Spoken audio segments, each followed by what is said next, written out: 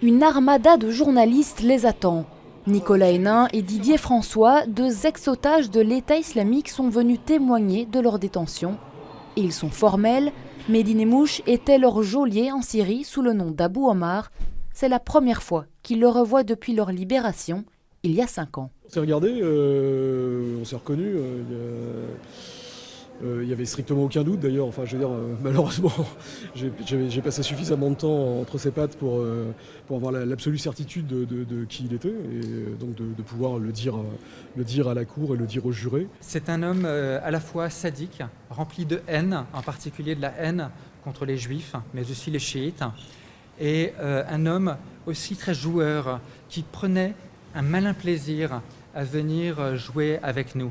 Et un homme aussi infiniment narcissique qui se mettait en scène, qui mettait en scène son aventure djihadiste. Les deux hommes évoquent la violence et les tortures qu'ils ont subies.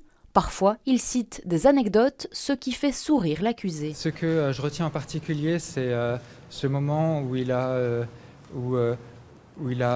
pas pu réprimer en fait son sourire quand on lui a raconté la façon dont il se présentait lorsqu'il venait nous voir en disant « Ah, mon petit Didier » pour s'adresser à Didier François. Et ça l'a fait vraiment rigoler.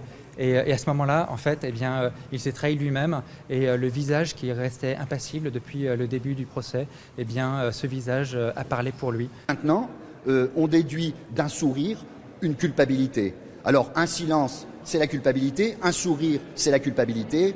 On n'est pas dans un raisonnement judiciaire très sérieux. Des témoignages importants pour les parties civiles car ils éclairent sur les motivations et sur la personnalité de Mehdi Nemmouche, lui qui reste toujours silencieux.